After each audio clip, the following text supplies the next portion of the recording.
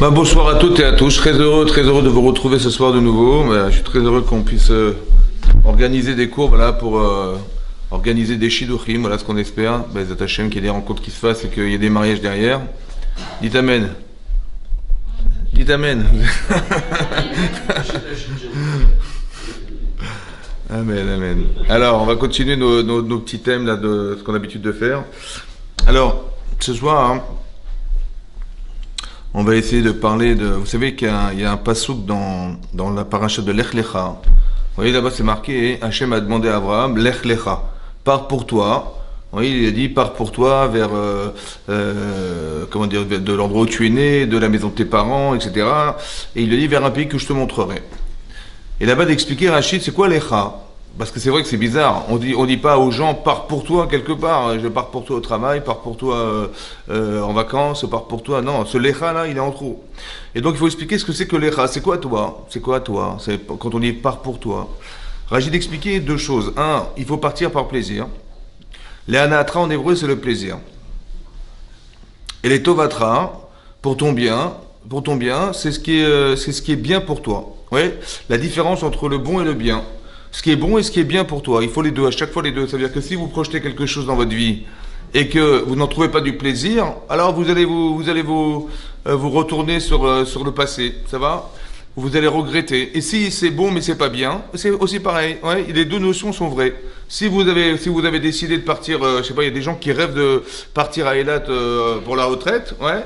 Il dit ouais c'est bien ou c'est bon. Non c'est bon, tu as les palmiers, tu as le soleil, tu as la plage, c'est bon pour toi, mais est-ce que c'est bien? Est-ce qu'à un moment donné tu vas pas t'ennuyer, tu vas rester toute ta vie là-bas sur le sable? Non. Vous avez compris, c'est comme le chocolat, ouais, c'est bon, mais est-ce que c'est bon, est-ce que c'est bien d'en manger trop? Ouais. Vous avez compris que des fois on fait l'amalgame, on croit que ce qui est bon est bien, et ce que mauvais est mal. En fait c'est pas forcément vrai. C'est ça que je voulais expliquer. Mais en fait ce qui se passe c'est ça. C'est marqué là-bas, hein, Lecha, c'est quoi toi? C'est le bon et le bien. C'est-à-dire que tu ressens le plaisir de te retrouver quelque part et tu sens que c'est bien pour toi aussi. Ça veut dire qu'il y a une partie spirituelle et une physique. Il y a la partie physique, c'est le plaisir. Et la partie spirituelle, ce qu'on appelle le bien, ouais, c'est la partie spirituelle. En fait, on est composé de ces deux êtres en nous. Vous avez en vous un corps et une neshama. Vous avez quelque chose qui fait que on est tous attirés par le plaisir de se retrouver quelque part, ou de rencontrer quelqu'un, je sais pas, moi, ce plaisir-là. Et aussi, on a le bien en soi, c'est-à-dire la capacité de savoir si c'est bien ou pas. Ce mélange-là, il faut le gérer. C'est ça qui est compliqué dans les choix de vie. Ouais, il faut savoir gérer la capacité qu'on a de sentir le bien et le bon. Et des fois, on fait des amalgames et en fait, on mélange les choses et c'est ça qui va poser problème. C'est-à-dire que quand on va rencontrer quelqu'un, en fait, ouais, on va rencontrer une personne, alors la première chose qu'on regarde, c'est le physique. Après, on discute, voir si ça nous intéresse. Mais d'abord, c'est le physique, c'est ce qui nous attire. Est-ce qu'il me plaît, est-ce qu'elle me plaît, cette femme? Et après, on va essayer de creuser, voir si vraiment il y a vraiment des sentiments qui vont se partager, ou on va après regarder la personnalité des gens, etc. Mais si ça plaît pas, on va pas se forcer. Donc, c'est sûr qu'au départ, c'est très important, ce sentiment émotionnel s'appelle le plaisir. On peut pas se passer du plaisir, ça veut dire on peut pas vivre une vie terne sans avoir de plaisir non plus. Donc il faut on sache conjuguer ces deux paramètres qui sont à la fois le plaisir et à la fois le bien. Ouais, il est bien de se marier, ouais, ça fait partie des principes fondamentaux de l'existence et c'est bien sûr, mais évidemment qu'on a envie d'exister, on a envie de partager sa vie, on a envie d'avoir une famille, un foyer, ça fait partie du bien de la personne. Mais après il faut pas confondre parce que le problème qui va se passer que quand on met l'accent sur le bon avant le bien, c'est qu'en fait on ne sait pas est-ce qu'on se marie pour soi ou on se marie pour autre chose. Oui, parce qu'il est bon d'avoir quelqu'un près de soi, il est bon, etc. Mais est-ce qu'on le fait de façon égoïste en pensant que c'est ça qu'on va vivre? Ouais, c'est bon, ouais. On met l'accent sur le bon, et après on verra si c'est bien, on verra. Ou bien non, on met l'accent sur le bien. Et après on habille les choses avec le bon. C'est pas pareil, c'est pas la même façon de penser. Pourquoi je vous dis ça? Parce que effectivement, quand on va rentrer dans une rencontre, on va se retrouver dans cette difficulté-là, c'est-à-dire de savoir que c'est bon et c'est bien à la fois. Donc en fait, on va conjuguer ces deux notions en soi quand on va devoir réfléchir. Et le problème, c'est qui prend l'accent sur quoi? Pourquoi je vous dis ça? Parce qu'il faudrait surtout pas que ce qui nous fait plaisir puisse influencer notre façon de penser. Alors je m'explique pourquoi c'est comme ça. Vous savez bien qu'il y a une façon subjective et objective de penser, de vivre. Ouais. Sur quel regard vous vivez, dans quelle optique de vie vous avez. Ben, ça va dépendre de la façon dont vous avez cultivé votre plaisir. C'est-à-dire, je m'explique pourquoi c'est comme ça. Parce que vous avez bien compris que l'origine de la pensée, quand vous réfléchissez, au départ, il y a un plaisir, il y a un désir. C'est parce que je désire quelque chose que je réfléchis comment je vais l'obtenir. Ça va? Vous avez envie, je sais pas moi, de faire telles études, vous allez réfléchir dans quelle fac vous allez rentrer. Vous avez envie de faire tel métier, ben vous allez réfléchir où vous allez trouver du travail. Vous avez envie de, je sais pas moi, de partir en vacances, vous allez chercher une destination. Et vous allez réfléchir comment vous allez vous déplacer, et vous allez partir en voiture, vous allez partir en avion, vous allez partir en train, vous allez réfléchir comment obtenir ce plaisir. Donc ça veut dire que le départ de la pensée, c'est un plaisir. Quelqu'un a eu un jour l'idée de mettre le pied sur la Lune, il a eu envie de... Vous imaginez ce projet incroyable? Eh ben il a inventé une fusée d'une grande complexité. On a toujours rêvé de voler. On a rêvé, on a eu envie un jour de dépasser la Terre. Voilà, on a voulu... Eh ben on a inventé une machine qui s'appelle un avion. C'est incroyable. J'ai commencé à peu voler. Quand on voyait un avion décoller avec des centaines de personnes dedans, avec des bagages, mais comment ça vole? C'est impossible. Eh ben ça existe. On a rêvé un jour de ça. On a désiré. Ça veut dire qu'au départ, si on n'avait pas eu envie, on n'aurait pas réfléchi. Vous avez compris? Si j'avais pas envie de travailler, j'aurais pas cherché du travail. Si j'avais pas envie, je sais pas moi, de partir en vacances, je serais resté chez moi. Donc ça veut dire que le départ, c'est le plaisir. Le démarrage, c'est le plaisir. Maintenant, j'ai envie. Alors je vais réfléchir comment je vais assouvir ce désir.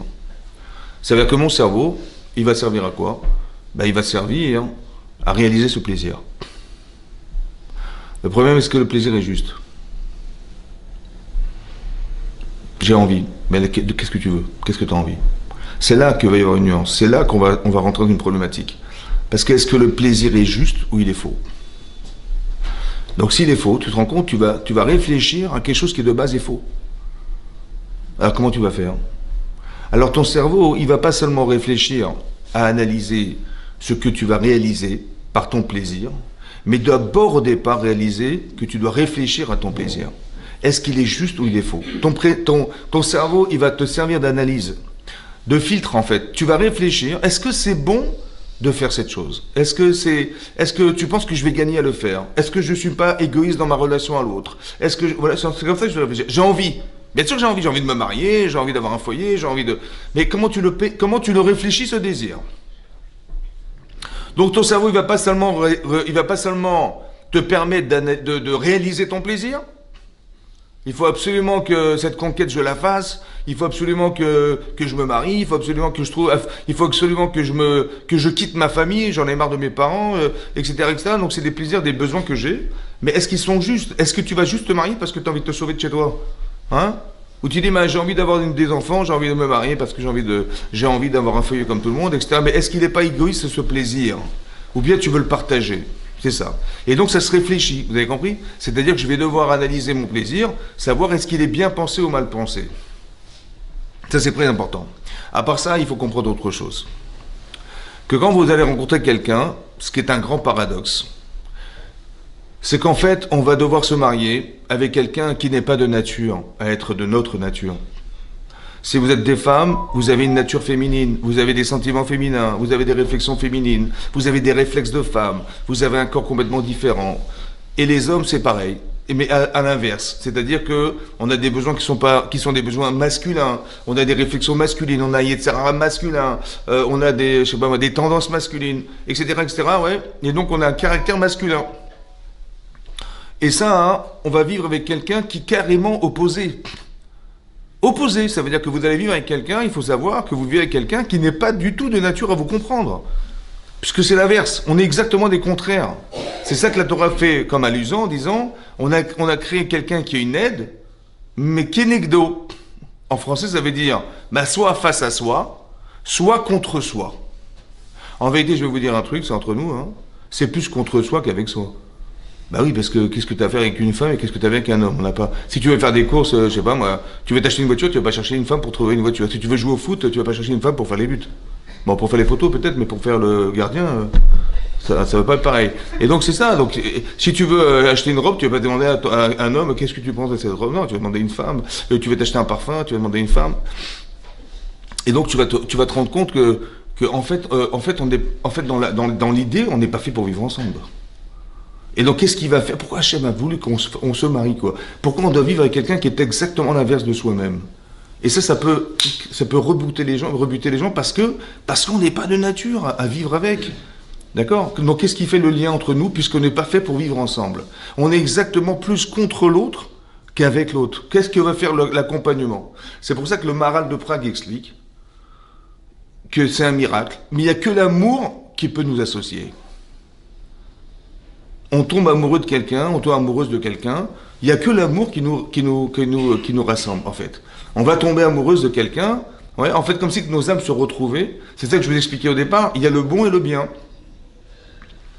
Il y a le bon et le bien. Est-ce que tu tombes amoureux du bien ou tu tombes amoureux ou amoureuse du bon?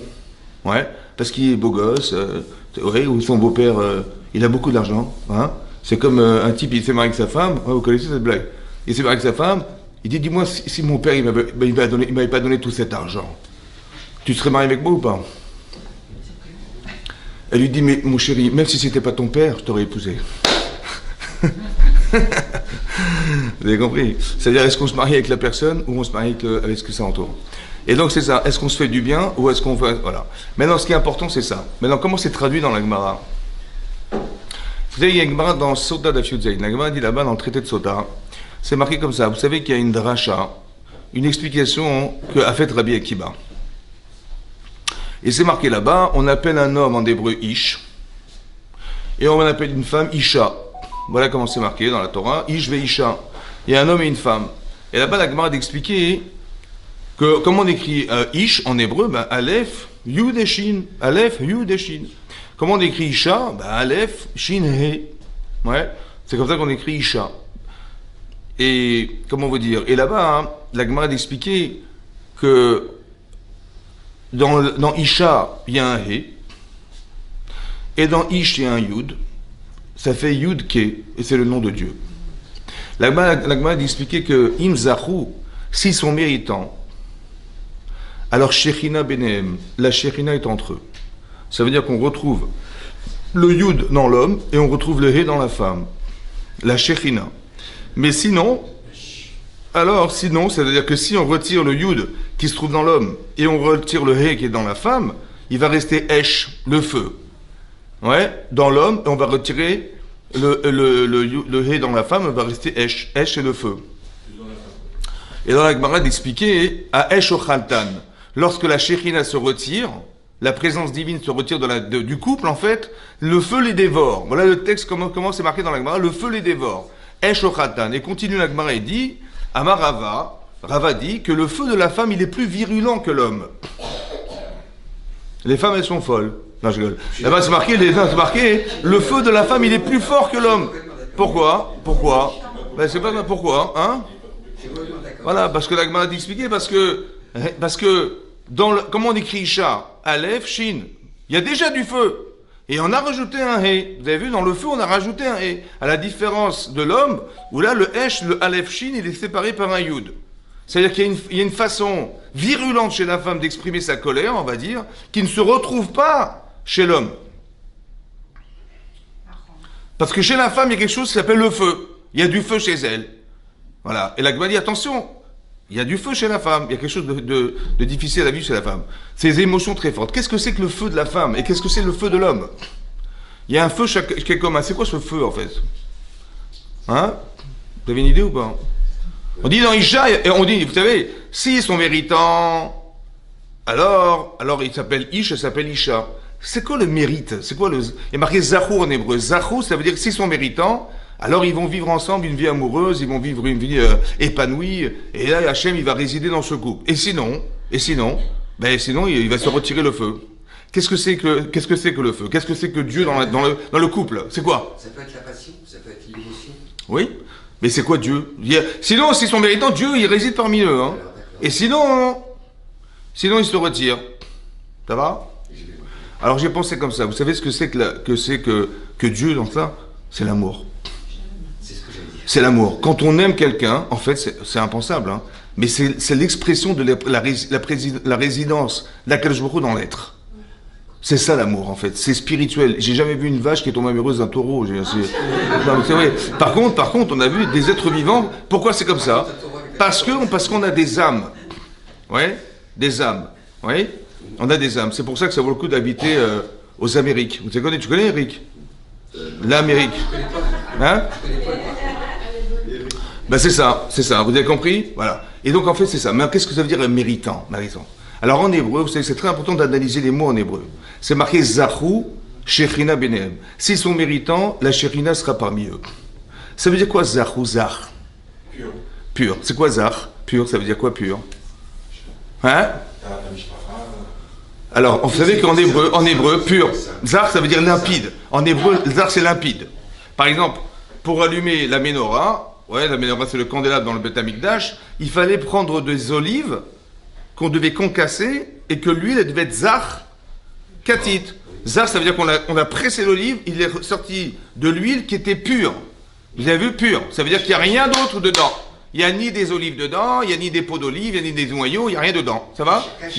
Comment? Cacher. Voilà. Caché et cacher, les deux. Maintenant, ça veut dire quoi? Ça veut dire que quand vous prenez l'olive, c'est par exemple, je broie une olive, ça va? Et dans cette olive, il y avait de la peau, il y avait, je sais pas, des noyaux d'olive, etc. Tout est cassé, et je vais allumer mes veilleuses de Shabbat. Bon, je vais allumer mes veilleuses de Shabbat. Qu'est-ce qui va se passer? Quand l'huile elle va être consumée, la flamme elle va commencer à crépiter parce qu'elle va retomber sur des morceaux d'olive et des morceaux de noyaux. C'est ça. C'est limpide ou pas? Ça l'est pas. C'est pas limpide. Ça veut dire quoi en vérité? C'est quoi d'être méritant? C'est quoi d'être zar? C'est d'être. Non, à l'inverse. C'est d'être pur. C'est-à-dire quoi? Il n'y a rien qui pollue mon existence. Avant que je m'énerve, avant que je m'énerve. C'est comme ça. Il faut que ça soit zar. Zar, ça veut dire d'avoir le mérite, ça veut dire que dans ma relation à l'autre, je suis limpide. C'est ça. Si je suis limpide, alors la chérina va résider. Mais s'il y a de la pollution dans ma tête, il y a de la bêtise dans ma vie, il y a de l'égoïsme, il y a de l'ingratitude, il y a de la vengeance, il y a de la jalousie, il y a de la bêtise. Tout ça, ça s'appelle qu'on n'est pas méritant. Si la relation que j'ai à l'autre, c'est une relation d'intérêt personnel, si je crois que le mariage, c'est une entreprise, toi tu fais ce rôle et moi je joue ce rôle, etc. Ouais, vous avez compris? Ça marche pas, parce que c'est pas une entreprise. Non. Il faut qu'il y ait de l'amour, il faut qu'il y ait un partage, il faut qu'on vive pour ça. On va vivre même des difficultés, mais c'est pas grave, elles nous soudent. Tu as compris? C'est ça. Et donc c'est pour ça qu'il faut bien comprendre la shérina. Maintenant, c'est quoi le feu? Très intéressant. Vous savez que dans la Torah, il y a deux feux. Le feu qu'on connaît, c'est que vous grattez une allumette, ça va? Et il y a du feu. Bon. La différence, c'est que ce feu, en fait, il me sert, il m'éclaire, il réchauffe, il va cuire, je ne sais pas ce que je vais faire avec, mais à la fois il va consumer, il va à la fois me servir et conssumer le bois qui le contient. Ça va? Oui. Donc il y a un avantage et un inconvénient dans le feu. Il y a un autre feu. Il y a un autre feu dans la Torah où, par exemple, vous avez remarqué que quand Hachem s'est présenté pour la première fois devant Moshe Rabbeinu, c'était un buisson ardent, c'est-à-dire il y avait du feu, mais ça ne consumait pas la matière. À la différence que du feu qu'on a nous. Ça va? Bien sûr. Récemment, on a fêté la fête de Hanouka. Vous vous rappelez ou pas? Attendez. Bon, oui. Et il y a eu un miracle. Que quoi? Le miracle, c'est que la fiole d'huile qui devait durer 24 heures, elle a duré 8 jours. C'est pas possible. Normalement, si on avait mis une veilleuse dessus, on avait allumé, au bout de 24 heures, elle aurait consumé cette huile. Ça va? Et là, elle n'a pas été consumée. Miracle.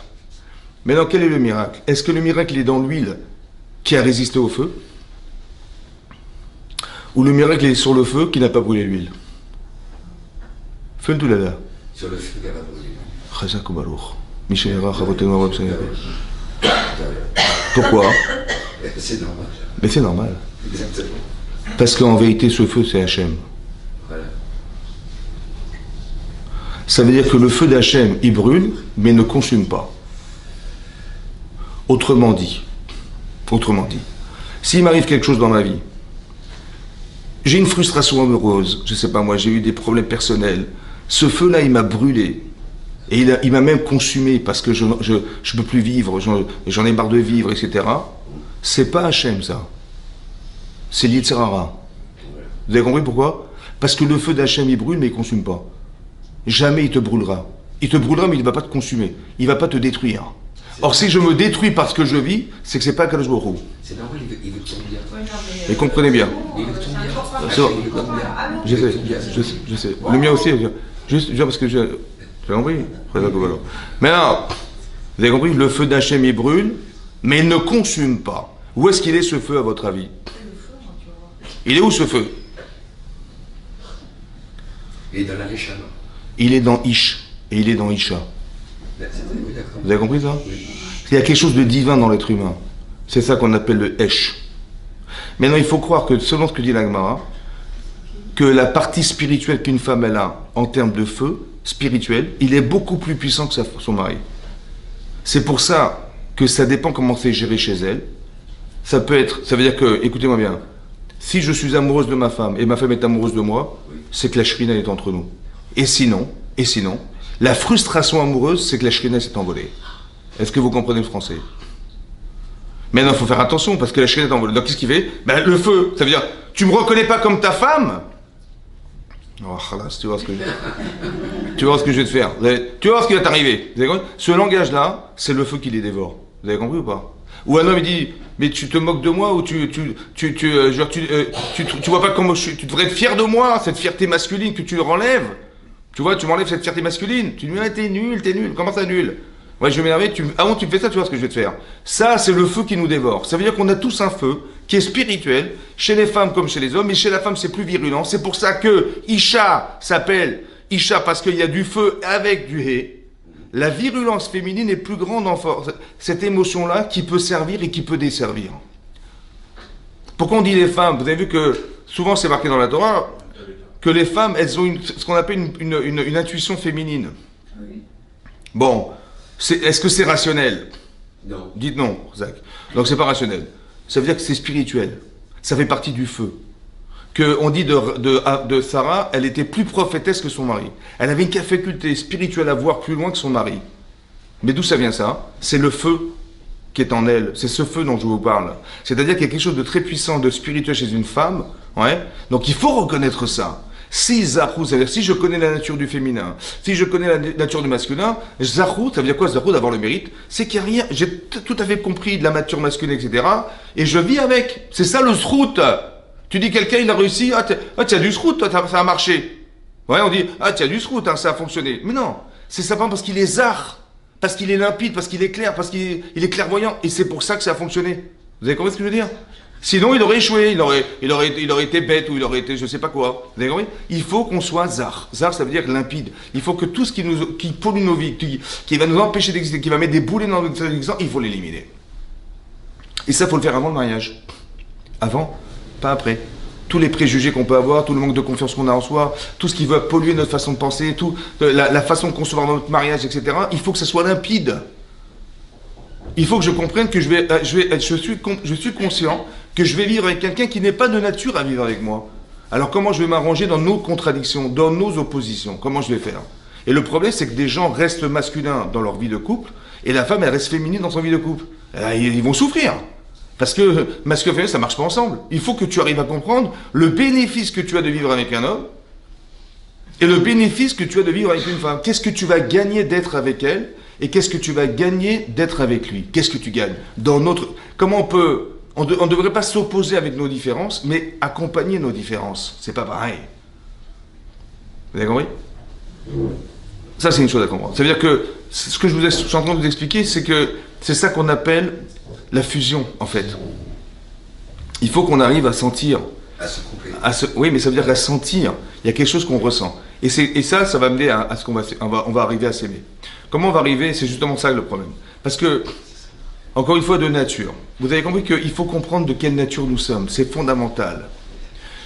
La nature masculine et la nature féminine, c'est fondamental. Parce que, je vais vous donner un autre exemple pour comprendre. Au niveau de la communication aussi, il y a des choses qui vont se poser. Au niveau de la communication. Un exemple très simple. Parce qu'on n'est pas de même nature, et donc on va pas forcément se comprendre. Ou les mots qu'on va utiliser, de nature masculine ou de nature féminine, ne vont pas avoir la même connotation. Et on va pas se forcer, on va tomber dans des quiproquos, dans des problèmes conflictuels, parce qu'on ne se comprend pas, parce que la nature n'est pas la même. Comment ça se passe? Un exemple très simple. Dans la Torah, c'est marqué que quand Sarah, elle a eu Yitzhak Avinu, d'accord, miraculeusement, elle a eu cet enfant, miraculeusement, à l'âge de 90 ans, c'était exceptionnel. Il a grandi chez elle, et elle a remarqué que Ishmaël, qui était le fils de Hagar, il tournait mal. Elle a vu qu'il tournait mal. Ça veut dire qu'il commençait à faire des bêtises, à Vodazara, de l'idolâtrie, il avait des mœurs très légères avec les femmes, etc. Il tombait dans le meurtre. Elle a eu très peur pour son fils. Et donc, qu'est-ce que dit la Torah? Elle a dit à Abraham, voilà ce qu'elle a dit à Abraham, Garesh et Ta'amazot, sépare-toi de cette servante et de son fils, parce que je ne veux pas que Ishmaël hérite de toi. Voilà ce qu'elle a dit. Voilà ce qu'elle a dit à son mari. Maintenant, Abraham, quand il entend ça, qu'on parle ainsi de cette femme, et de sa femme, qui était Hagar, et de son enfant Ishmaël, c'était Rab et Enav. Ça veut dire que c'était mal à ses yeux. Et là, Hachem intervient. Et lui, écoute la voix de ta femme. Elle a raison, ta descendance, ça soit Yitzhak, ça sera pas, c'est Yitzhak qui héritera de toi et pas Ishmaël. Voilà ce qui est marqué dans le texte. Ça va? Alors c'est très intéressant, vous allez comprendre pourquoi. Elle a dit à son mari, écoute, sépare-toi de cet enfant et de cette femme. Bon, dites-moi, qui c'est qui a proposé d'épouser Hagar? C'est ça. Bon, mettez-vous à la place d'Abraham. Ça va? Je suis Abraham, et j'entends ma femme qui me dit, écoute, sépare-toi de cet enfant et sépare-toi comment on veut dire, de cette femme. Ça va? De Ishmael et de cette femme. Ok? Qu'est-ce que vous pensez, messieurs? Qu'est-ce qu'elle lui prend à Sarah tout à coup? Elle a eu Yitzhak, ouais, et tout à coup elle dit, écoute, sépare-toi d'elle et sépare-toi de l'enfant. Qu'est-ce que vous pensez, vous, en tant qu'homme? Eh ben, moi, je pense tout simplement qu'elle ne veut pas que Ishmaël ait la... Non, oublie ce que tu sais. Toi, tu es Abraham, tu n'es pas au courant de ce qu'elle a vu, de ce qu'elle a su, et toi, tu viens, et elle te dit, mais quitte cette femme et quitte cet enfant. Ben, attends, d'abord, Abraham Avinu. Hein? Je dis ça va pas du tout, c'est pas normal. Voilà, moi non plus. Mais ce que je veux dire par là, c'est que quelle perception on en a? Ben, je me dis, elle est jalouse, je sais pas, moi, comment vous l'avez compris? Ben, tout à coup, elle dit, sépare-toi d'elle, mais je sais pas comment, mais c'est toi qui m'as proposé d'épouser, puis j'ai épousé, j'ai eu cet enfant avec elle, je peux pas me séparer d'elle, surtout Abraham Avinu. C'est un homme de chesed, de bonté, c'est très compliqué pour lui de comprendre ce qu'elle a voulu dire. Et maintenant, il fait la tête. Ça va? Il dit, mais qu'est-ce que ça veut dire? Pourquoi tu dis ça? Donc maintenant, il a fait la tête. Maintenant, Sarah, elle a pensé qu'il avait compris qu'il y avait un danger avec Yitzhak, on est bien d'accord. Et donc, elle le voit faire la tête. Qu'est-ce qu'elle pense, mesdames, qu'est-ce qu'elle pense, Sarah, à votre avis, maintenant?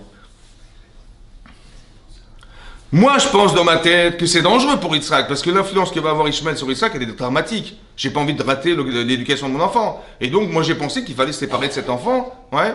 Et donc, il fallait absolument qu'il s'en aille. C'est ça c'est ça le danger. Et elle voit son mari faire la tête. Ouais. Qu'est-ce qu'elle croit, à votre avis? Il lui fait pas confiance. Hein? Il lui fait pas confiance. Il lui fait pas confiance. Ou bien, c'est un Ivoirien. C'est possible, ouais. Ivoirien, c'est-à-dire qu'il est aveugle. Mais en vérité, elle ne pense pas ça, parce qu'elle ne comprend pas ce qui lui arrive. Donc, elle croit que, genre, écoute, il est tellement attaché à cette femme et à cet enfant qu'il prend le risque de le laisser à la maison. Voilà ce qu'il pense. Maintenant, Hachem intervient, il dit, écoute la voix de ta femme. C'est quoi la différence entre la parole et la voix de ta femme? C'est quoi la différence entre la parole et la voix? En hébreu, le kol, c'est une voix, et le dibour, c'est une parole. C'est quoi la différence entre la parole et la voix? C'est le ressenti qu'on met dans la parole, non? Chazak, ça veut dire? C'est-à-dire qu'on n'exprime pas les choses de la même manière, que l'on soit en colère ou que l'on soit apaisé. Oui, c'est vrai, mais c'est quoi la différence entre la parole, les mots? Il y a les mots et le kol et la voix. C'est quoi la différence entre le kol? Les mots, c'est, je sais pas, ça va être par exemple, je sais pas. L'intonation. L'intonation. Fais ce que je te dis. Dans la façon de dire fais ce que je te dis, j'y mets pas la même intention, que ce soit dans un calme ou que ce soit avec. Alors toi tu dis c'est l'intonation. L'intonation c'est la musique qui est derrière, c'est ça. Moi je sais. Ouais. Moi je sais. Moi, d'où j'ai su. Non, moi je sais. Ouais. Oui. Entre la parole, vous avez dit entre la parole et la voix. La voix. La différence c'est que la parole, elle s'exprime avec des mots, Ouais. et la voix s'exprime avec Des sentiments. Oui, avec sentiments. C'est ce qu'il a dit, Chazak. C'est ce qu'il a dit, exactement. Alors je vais dire autre chose, écoutez bien. Ah, d'accord.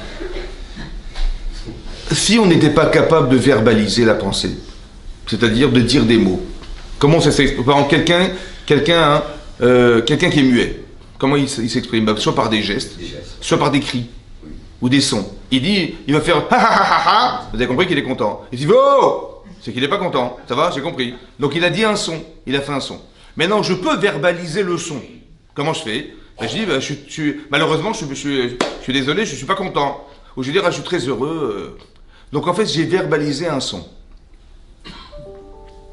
Le col, en vérité, c'est ce que j'ai voulu dire.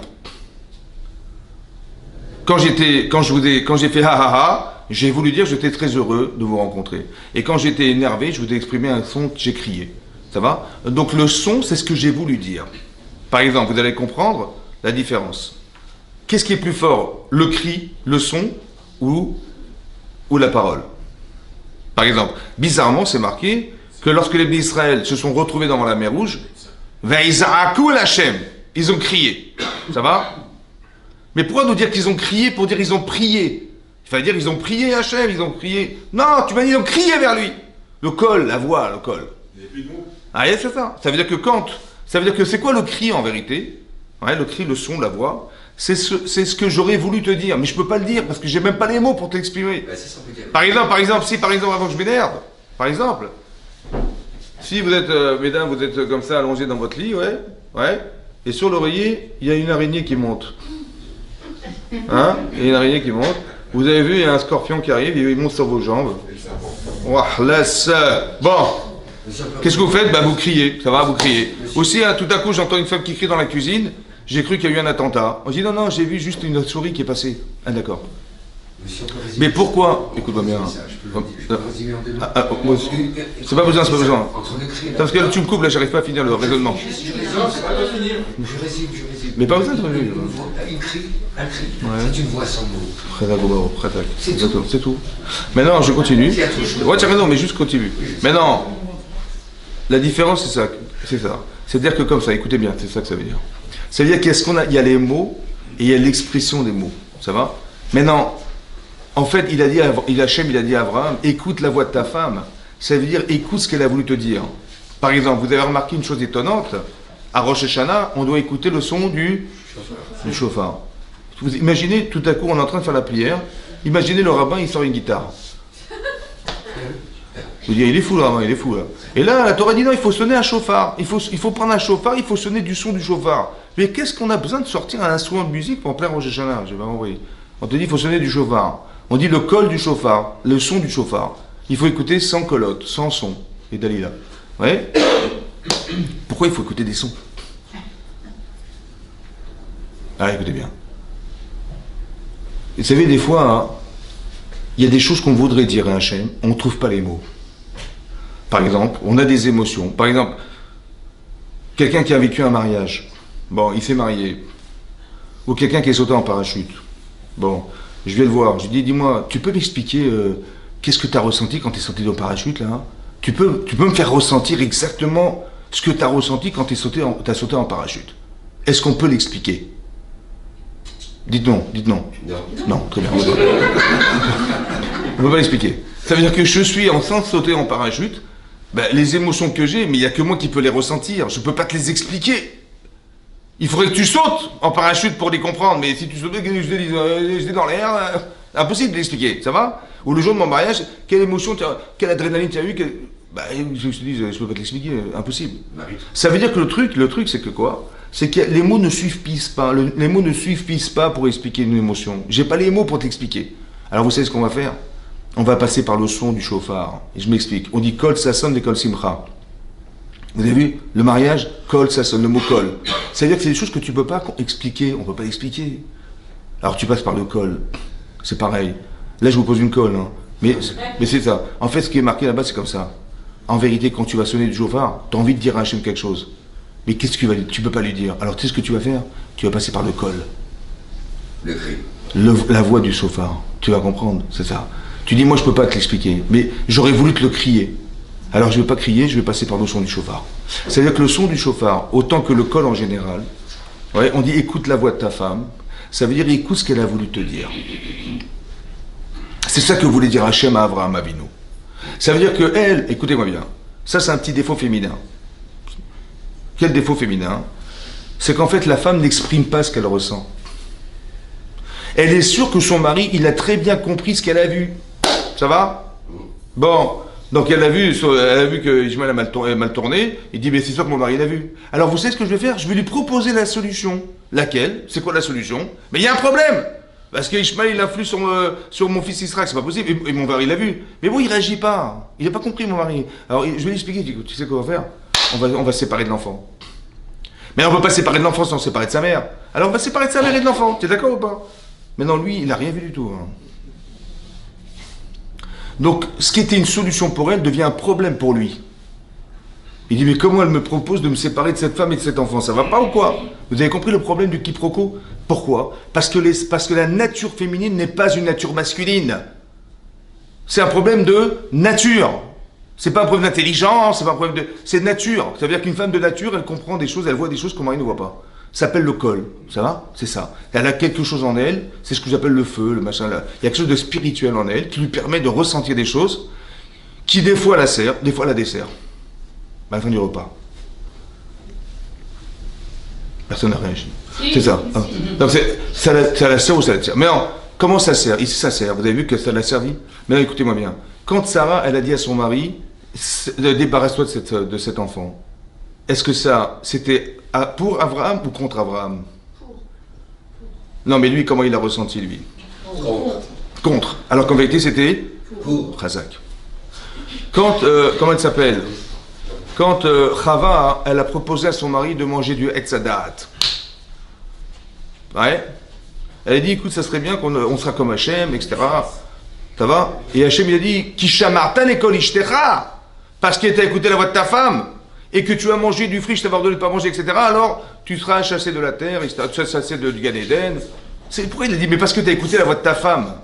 Il fallait dire simplement, parce que tu as consommé d'un fruit que je t'avais interdit de consommer, et ben c'est la faute que tu as faite ne te permet pas de rester au Gan Eden, tu vas te chasser du Gan Eden. Qu'est-ce que ça a à voir avec sa femme? Et qu'est-ce que ça a à voir avec la voix de sa femme? Il dit, parce que tu as écouté la voix de ta femme. Mais non, il fallait dire parce que tu as consommé, peu importe qui t'a donné, qui t'a proposé, tu as assumé, tu as mangé, il fallait pas manger, et voilà, c'est ça qui t'a fait fauter, n'est-ce pas? Voilà, tu dis pas, c'est à cause d'elle, c'est comme les enfants, ils sont en train de parler dans la chambre, je dis pourquoi tu parles? Ils disent pas moi, c'est mon frère. Je dis, oh, mais tu réponds, c'est pareil, vous avez compris? Qu'est-ce qu'on a besoin d'introduire sa femme dans l'histoire? En vérité, la différence est là. Elle a eu des émotions, cette femme, et ça l'a pas forcément servi. Ça va? Et donc elle a dit, ouais, elle a été tentée, etc. Et donc elle a mangé du Etzadat.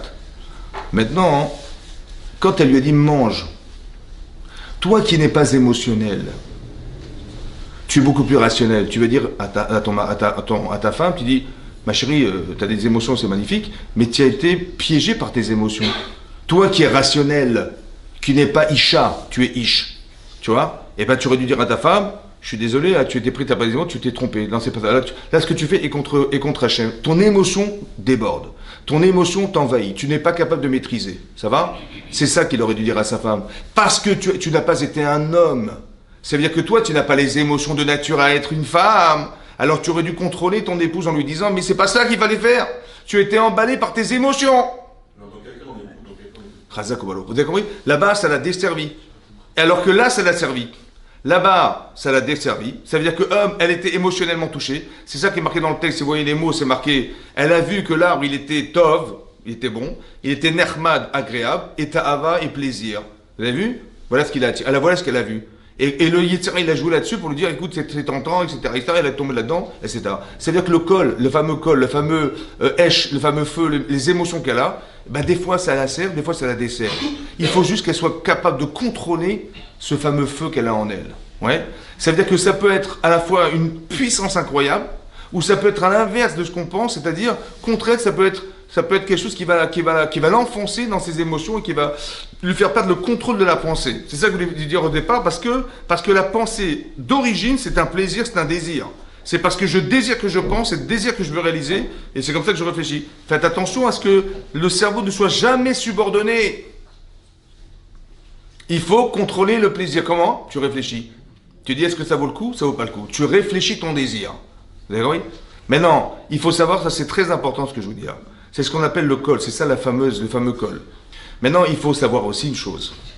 C'est que j'ai le plaisir et j'ai la pensée. Il y a des gens qui n'arriveront à jamais atteindre le plaisir. Parce que la pensée est trop forte. C'est-à-dire, il y a des gens qui sont très rationnels, ouais, très objectifs, perfectibles, des gens qui réfléchissent tout le temps à tout, etc., toutes les probabilités, etc. Et en vérité, dans les probabilités d'exister avec l'autre, il y a toujours une faille, évidemment.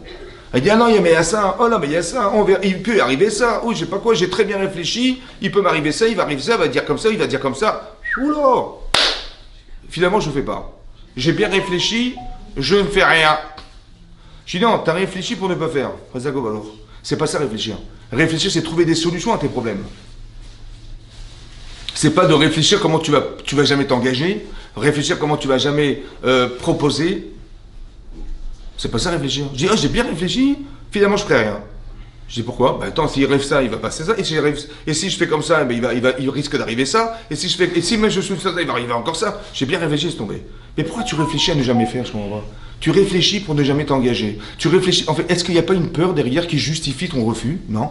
Il n'y a pas une peur derrière qui justifie intellectuellement le fait que tu penses comme ça? Est-ce que c'est pas de nature perfectible qui fait que moi, si j'ai pas du 100%, je commence même pas. Hein.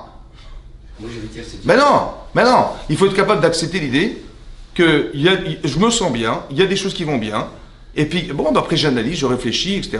Et je me dis, bah, pourquoi pas continuer? Et après, au fur et à mesure que j'ai un problème avec la personne que je ressens, je vais lui dire, écoute, il y a ce petit truc qui me dérange, est-ce que j'ai raison de penser ça? Est-ce que ça ne met pas de l'ombre entre nous? Ou bien il faut que tu m'expliques le non-dit, tu m'expliques les traces d'ombre que je trouve chez toi qui me dérangent. Ça va? Il y a des femmes, par exemple, je sais pas moi, elles peuvent être intrusives. Il y a des femmes qui, je sais pas moi, elles veulent savoir tout ce qui se passe, etc. Et donc le mari dit, attends, j'ai plus de sortie de secours, c'est pas possible, comment je vais faire? Si elle est tout le temps en train de savoir ce que je fais, où je vais, comment je vais, et plus de vie. Et alors le type il dit, bon, elle est sympa et tout, j'ai pourquoi vous ne mariez pas, ça fait longtemps? Bah, parce que chaque fois elle pense que comme ça, et ça me fait peur, j'ai pas envie. Mais c'est vrai, c'est logique. Donc ça veut dire qu'il faut changer ça. Et cette chose-là, il faut. Et les gens n'osent pas en parler, ils restent pendant des années comme ça ensemble, mais en fait, ils ne parlent pas des vrais problèmes. Je veux dire, il faut exactement cibler tout ce qui nous sépare. Tout ce qui peut mettre de l'ombre dans notre relation. Et ça, il faut poser la question et il faut pouvoir y répondre. Si vous n'arrivez à y répondre, bah, ça va s'éliminer. Et si vous n'arrivez pas à y répondre, vous allez vivre avec cette angoisse toute votre vie. Et c'est pas possible. Vous avez compris? Donc c'est très important que toutes les zones d'ombre qui existent dans la personne ou dans l'interrogation qu'on pourrait avoir, ouais, va faire que. Maintenant, c'est-à-dire que dans le shidur, dans la rencontre, il y a des sentiments qui vont se développer. Mais ils vont se développer dès l'instant où on a solutionné nos petits problèmes personnels. C'est-à-dire, quand je dis personnel, ça veut dire j'ai des questions sur elle, etc. multiples. Donc c'est important de voir le pour et le contre, évidemment. Il y a des avantages chez cette fille ou ce garçon, il y a des inconvénients. Je vais voir si ces inconvénients me dérangent. C'est des fois difficile de faire l'analyse soi-même. C'est pour ça que le shidur, c'est fondamental. Pourquoi c'est fondamental? Parce que l'analyse qu'on peut avoir de soi, ouais, elle est souvent tronquée, malheureusement, parce qu'on a cette façon subjective de voir les éléments. Parce que ça m'incombe, parce que c'est mon mariage. On ne parle pas d'acheter une voiture, ni d'acheter, je sais pas moi, un objet. Là, on va se marier, ça veut dire que oh, ça nous engage. Et donc, on se dit, attends, je ne vais pas rentrer dans n'importe quelle situation où j'ai pu avoir des déceptions amoureuses et qui m'ont déçu, et qui m'ont frustré, ou qui m'ont bouleversé. Je ne vais pas ensuite ressouffrir une deuxième fois. Donc, je prends toutes mes précautions, etc. Des fois, j'ai été trompé, ou je ne sais pas quoi. Où j'étais très amoureuse de quelqu'un ou très amoureux de quelqu'un, et finalement il me téléphone plus, c'est déchirant. Donc il faut passer par le shidur, c'est-à-dire il y a un suivi derrière. Dans les deux sens, ça veut dire qu'il y a des gens qui vont venir rencontrer des filles ou des garçons juste pour la drague, juste pour rien avoir avec le mariage, et ils vont venir dans des trucs comme ça. Alors je dis attends, on n'est pas venu pour ça. Le shidur, c'est pas ça. Le shidur, c'est on sait pourquoi on est là, on sait pourquoi on va s'engager, mais il y a un suivi, c'est-à-dire il y a une personne qui est là, intermédiaire. Combien de filles elles me disent des fois, écoutez, je l'ai vu 3-4 fois, plus de nouvelles. Qu'est-ce qui se passe? Ben, je sais pas. Ben oui, parce qu'il n'y a personne qui est intermédiaire. Il va pas dire à la fille, écoute, il y avait ça, bon, je sens pas que ça sera bien, il téléphone plus, terminé. Ou la fille pareil, vous avez compris? Il faut intermédiaire, il faut qu'il y ait une personne qui soit présente et qui dise, écoute, qu'est-ce qui se passe? Il dit, voilà, je sais pas, peut-être ça me plaît pas physiquement, je vais pas lui dire à la fille, ou le garçon. Alors je dis, bon, bah, et tout à coup je téléphone pas, parce que je sais pas quoi dire. Alors on va dire, on passe par intermédiaire, il dit, mais écoutez, finalement elle ressent pas, ou il ressent pas. On va expliquer, donc ça va enlever les frustrations. Pourquoi je dis ça? Parce qu'il faut savoir un truc, c'est un petit secret que je vous donne, c'est que il ne faut pas en tenir compte parce qu'il ne faut pas que ça vous dérange, mais il faut le savoir. Que lorsque les choses se passent mal, c'est-à-dire qu'au final, ça a clashé entre les deux personnes, et les gens ont gardé en eux la rancune, ça va? Ça peut empêcher le mariage. Parce que la personne, elle garde en elle la rancune de ne pas avoir été reconnue, ou bien qu'elle était, on l'a sauvagement quittée, etc. Voilà. Un exemple que je vous donne vécu, mais pas dans le mariage, mais qui se retrouve aussi dans le mariage. Quelqu'un m'a raconté une fois, il était en Israël, à Jérusalem. Il est venu et il se passait dans la rue, il a vu un groupement de personnes. Il ne savait pas ce qui se passait. En fait, il y avait une Brit Mila. Et les gens étaient regroupés devant la synagogue. Ils attendaient pour la Brit Mila, la circoncision. Et le père de famille qui allait faire la Brit Mila de son fils, il a commencé à raconter son histoire. Il a dit, vous savez, je suis marié avec ma femme, ça fait 15 ans. 15 ans de mariage, on n'avait pas d'enfant. Et voilà, le premier enfant né, c'est cet enfant qui est là, on va faire la Brit Mila. Après 15 ans de mariage. Il dit, mais qu'est-ce qui m'est arrivé pour avoir attendu 15 ans? Alors il a raconté son histoire. Il dit, vous savez, j'étais à la yeshiva. Il étudiait à la yeshiva. Et ils étudiaient en groupe d'étudiants, quoi. Ils étaient ensemble, etc. Et il y avait une dame, une femme de ménage, qui venait tous les jours. Elle venait, elle avait le parterre, etc. Et il y avait un étudiant qui s'appelait Pierre. Pierre. Et elle lui a dit, à quoi tu sers, Pierre? Non, je rigole. Non, je rigole. Et donc il était en train de laver le parterre. Et qu'est-ce qui s'est passé? Elle venait avec tous ses enfants. Tous ses enfants venaient avec elle. Et donc il courait partout, à la yeshiva. Et il y a un type qui a dit à ce garçon, il a dit, écoute, va voir cette dame et dis-lui qu'elle ne vient pas avec ses enfants à la yeshiva. On ne peut pas étudier sereinement avec tout le bruit qu'il y a, les enfants qui courent partout, c'est impossible de se concentrer. Donc il a été voir cette dame. Il dit, écoutez madame, je suis désolé, voilà, on est en train d'étudier la Torah, vos enfants ils courent partout, on ne peut pas étudier dans ces conditions. Elle a commencé à s'énerver. Elle dit, vous comprenez pas, j'ai pas de mari, je vis toute seule, j'ai tous mes enfants, j'ai pas d'argent, je dois travailler, et je sais pas, je peux pas les faire garder, j'en ai trop, et ben je les ai pris avec moi, je suis désolé, c'est comme ça. Et elle s'est énervée, bon. Voilà comment ça s'est terminé, donc finalement, rien ne s'est arrangé. Et ce jeune homme là, qui a été voir cette dame, ben, un jour il s'est marié. Et il s'est marié, et puis 1 an, 2 ans, 3 ans, pas d'enfant, ils ne comprenaient pas ce qui lui arrivait, comment c'est possible. Ils ont été voir des spécialistes, ils disent, ben, rien qui empêche d'avoir des enfants, je ne sais pas pourquoi ça ne marche pas, vous n'avez pas d'enfants, c'est un problème, je ne sais pas pourquoi. Et ils ont été voir un rave. Il lui a dit, mais une fois, ça vous est pas arrivé une fois d'avoir eu un problème avec une personne qui vous a tenu rancune? Il a dit, mais dis non, je vois pas. Il réfléchit, ça faisait longtemps déjà cette histoire de yeshiva et tout. Il dit non, je vois pas du tout, qu'est-ce qui se passe? Non, je vois pas. Et puis sa femme, elle dit, mais réfléchis, regarde, peut-être qu'il y a quelqu'un et tout. Il fait, oui, c'est vrai qu'une fois, j'étais à la yeshiva, j'étais voir une femme de ménage qui était présente avec ses enfants, et ça nous a agacé, il y avait du bruit partout, j'étais la voir, et elle s'est énervée. Elle m'a dit, mais vous comprenez pas, ma situation est difficile, je suis obligé de mettre mes enfants avec moi. Voilà, elle s'est énervée. Bon. Et elle a tenu rancune de ça. Il dit, peut-être c'est elle. Il était minuit, sa femme a dit, on y va, on va voir cette dame. Et ils ont fait des recherches, etc. Ils ont su où elle habitait, ils ont été la voir, en pleine nuit. Hein. Et ils tapent à la porte. Bon, je vous fais le bruit, comme ça... Refaites. Et donc, et ils insistent, lourdement, il était 3h du matin. Hein. Et la femme, elle se réveille, elle fait, mais qu'est-ce qui se passe? Vous vous réveillez 3h du matin? Et dit, voilà, je vous présente mon épouse, voilà, je suis venu, je ne sais pas si vous vous rappelez de moi. Il dit, bien sûr que je me rappelle de vous, mais comment? Il dit, voilà, je voulais vous savoir, voilà, lorsque je vous ai rencontré la fois où vous étiez venu avec vos enfants à la yeshiva, et ça nous dérangeait, je vous avais demandé de ne pas venir avec vos enfants, vous étiez énervé contre moi, est-ce que vous m'en voulez toujours? Elle a dit, ouais, ça m'est resté, ouais. Oui, ça m'est resté. Et sa femme qui commence à pleurer, je vous en supplie, madame. Pardonnez-lui, etc. On n'a pas d'enfant, ça fait 15 ans, je sais pas quoi, 14 ans, pas d'enfant. Et elle insiste, elle pleure, et lui, il dit, je vous en supplie, madame, regardez cette situation, je suis vraiment désolé, j'avais pas compris votre situation à l'époque, est-ce que... Et bon, finalement, elle dit, écoutez, c'est bon, je suis mochelet. Et il y a la suite de ça, ils ont eu des enfants. Ça veut dire que quand on a quelqu'un qui retient une rancune, et ça peut arriver malheureusement, hein, et donc ça, il faut le savoir. Alors il vaut mieux demander à la personne Mechila, c'est-à-dire d'aller demander à la personne qu'elle vous pardonne pour éviter justement ces problèmes conflictuels qui pourraient exister dans le ciel, qui empêchent la chose de se faire. Parce qu'on ne sait jamais. Peut-être on a vexé quelqu'un, on a frustré qu'une personne, on ne sait pas. Et donc ce sont même des sentiments qui peuvent réaliser qui sont spirituels et qui peuvent empêcher malheureusement, soit qu'on rencontre la bonne personne, parce qu'il y a des gens qui ont rencontré des personnes, ça s'est très mal passé. Et la personne dit, mais qui s'est pris pour qui celui-là, ou elle s'est pris pour qui celle-là, et elle m'a abandonné, etc. Et la personne a tenu rancune vis-à-vis d'elle. Et ça bloque les mariages, ça. C'est pour ça qu'il faut faire attention, que si ça se passe mal, il faut faire attention, demander, ou bien qu'on mette des gants à chaque fois pour que ça se passe bien, etc. C'est pour ça que je dis que le shidour, ça a permis une chose impossible. C'est-à-dire que la personne ne puisse pas partir, au moins qu'elle ne parte pas avec la frustration, ou bien qu'il y ait des problèmes après, plus tard, qui vont se engendrer parce que ça s'est mal passé.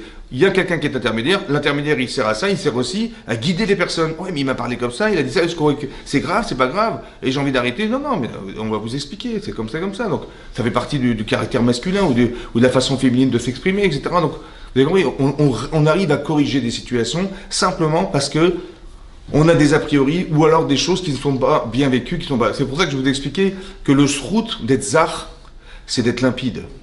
Il ne faut pas que cette relation qui va exister entre nous, elle soit polluée par des choses qui vont empêcher les choses de se faire. Ou des gens, ils sont carrément, dans leur façon de penser, dans leur système personnel, ils se polluent eux-mêmes. Ça veut dire qu'ils ont tellement peur, en vérité, de mal tomber, ou d'être frustrés, ou de vivre une souffrance, qu'ils font tout, en fait, pour éviter que. Et ça, c'est pas limpide. C'est pas limpide. C'est pas une façon de voir qui est correcte et cohérente. Parce qu'on peut pas, dans le doute, toujours se dire ah ouais, mais on sait jamais ce qui peut se arriver. En fait, on n'ouvre jamais son cœur, quoi. C'est ça que je veux dire. Donc, il faut être capable de s'analyser et d'analyser. S'analyser, c'est-à-dire comment je réfléchis, est-ce que je réfléchis bien, et à un moment donné, il faut se dire bon, la fille, elle est comme ça. Voilà, il y a quand même des avantages.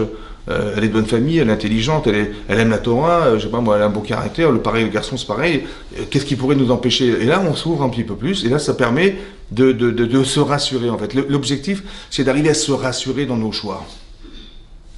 Et tout ce qui nous empêche de faire des choix, alors il faut qu'on les élimine. De quelle manière? Tu questionnes, tu interroges, tu communiques. Et ça c'est important de définir la personne. Parce que ce qui va se passer, c'est comme ça, c'est que quand on aura décidé, quand vous aurez décidé de vous marier, on bascule sur autre chose. Parce que quand on est amoureuse ou amoureux, en fait, on ne voit pas les défauts. Il y a une forme d'aveuglement qui fait que, ou alors ça va s'arranger, ou on connaît, ça va, ou après le mariage va s'arranger, ou je sais pas quoi. Ouais. En fait, on ne voit pas les défauts. Et c'est qu'après coup, quand ça retombe, quand on a décidé, parce que quand on a décidé de se marier, c'est là qu'on a décidé, c'est là que ça devient plus complexe. Pourquoi? Parce que quand tu décides, là tu es face à une réalité. Tu dis je vais m'engager. Donc là c'est autre chose. Il y a des gens qui n'arrivent même pas à passer le pas. Il y a des gens aussi qui arrivent l'avant-veille de la choupa, ils disent non, je ne vais pas marier, non, c'est pas possible. Il y a des mariages qui ont été cassés parce que la fille ou le garçon, ils n'ont pas voulu passer le pas. Donc il faut à chaque fois être présent, ou alors il faut toujours les rassurer, les personnes, en disant mais non, mais pourquoi tu penses mal, ou pourquoi tu réfléchis comme ça, pourquoi tu as des peurs qui fracturent ta façon de vivre, c'est pas possible. Donc il faut être. C'est pas grave d'être accompagné. C'est pas grave. Et ça permet de libérer certaines choses qui permettent de passer des étapes dans sa vie sans être pour autant freiné dans la démarche qu'on doit suivre pour arriver au mariage. C'est très important ça. Ouais. Alors peut-être après on aura l'occasion, Béat Hachem, de parler du sujet, d'approfondir à chaque fois. Voilà ce que j'ai voulu vous dire ce soir. Et j'espère que ça vous apportera quelque chose, Béat Hachem. Chazak ou Baruch, merci beaucoup.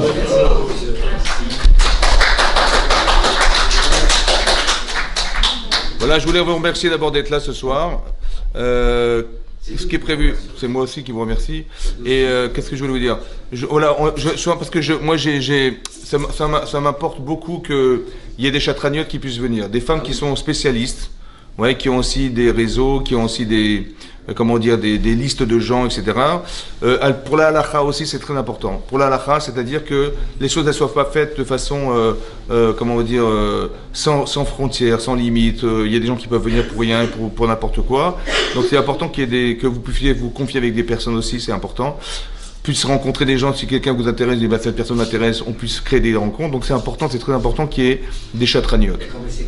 À part ça, on a besoin aussi on a besoin ensuite d'organisation. Parce que moi, ce que j'avais pensé faire, parce que là, malheureusement, c'est des vacances, donc il y a eu des choses qui ont été un peu négligées, mais qu'on puisse faire à chaque fois, de façon permanente, il y a des rencontres qui vont se faire autour d'un verre, autour de quelque chose à manger, etc., qu'on puisse au moins, il y a quelque chose qui soit là. Donc ça s'organise. Moi, j'ai pas le temps de faire ça. Donc on cherche des gens qui seraient intéressés, ouais, des gens, des personnes comme ça qui viendraient, qui pourraient s'engager à faire que Be'ezrat Hashem, on puisse l'organiser chaque semaine. Moi, c'est l'objectif que j'ai, que ça soit rigoureux, ça soit quelque chose qui soit fait de façon récurrente chaque semaine. Voilà, que autour d'un verre, autour de quelque chose à manger, on puisse commander des plateaux. J'ai même pensé qu'il valait mieux si on pouvait payer chacun 10 euros, ça pourrait permettre de financer tout ça, et que voilà, ça soit fait de façon récurrente. Et puis, de fur et à mesure, les gens viendront, et il y aura plus de monde et plus de rencontres possibles. Voilà, ça soit de façon conviviale, voilà, que ça soit de façon correcte, et que aussi il y ait des femmes, des conchatrices qui soient présentes pour encadrer ce système. Oui, mais quand il va avoir ses chances? Alors là, il est 9h, dans une minute. Une minute. Non, mais ça va être prévu quand? Alors quand c'est une ville de France, alors, tu vois, il y a ce qu'on appelle des volcans, tu vois. Ouais, c'est quand le plus tôt possible. Chazak ou Baruch. Merci, amen. Chazak ou Baruch. Celles qui veulent se porter en bénévole pour pouvoir organiser, elles viennent me voir aussi. Chazak ou Baruch.